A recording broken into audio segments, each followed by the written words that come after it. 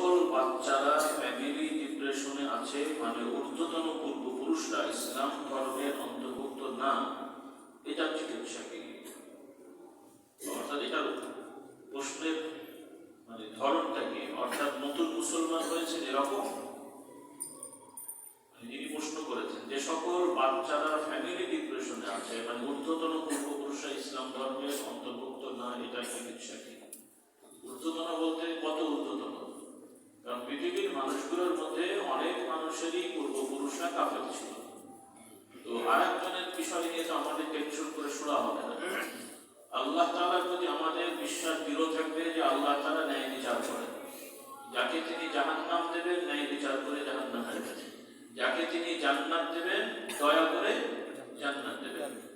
দুনিয়ায় আমরা অনেকের প্রতি ভক্তি ভালোবাসা থাকলেও আমাদের আল্লাহর প্রতি ভক্তি ভালোবাসা দৃঢ় হলে আল্লাহর সাথে যে শত্রুতা করে তার ব্যাপারে আমাদের ভক্তি ভালোবাসা থাকবে না, এটাই স্বাভাবিক।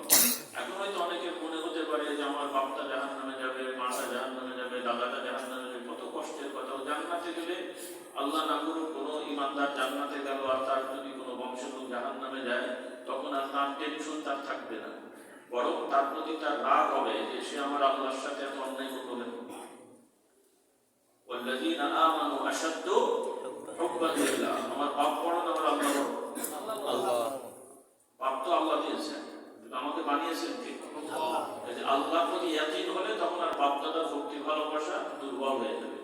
বাপ দাদার ভক্তি থাকলে আল্লাহর ভক্তির নিচে, আল্লাহর ভালোবাসা নিচে থাকবে। আল্লাহ আমাদের বোঝার তৌফিক দান করুন। আর এখানে প্রশ্ন হলো যে সে তার ডিপ্রেশন হবে কেন? তার ঈমানটা ঠিক হলে তার এখন উচিত হলো ঈমানটা ঠিক করা, আল্লাহর পরিচয়টা দৃঢ় করে জানা। আল্লাহ তাআলার পরিচয় জানলে, আল্লাহর নামগুলো ভালো করে জানলে, ব্যাখ্যা জানলে, তার অটোমেটিক ডিপ্রেশন কমে আসবে, তার এই দুশ্চিন্তা কমে যাবে। আল্লাহ আমাদেরকে হেদায়েত দান করুন।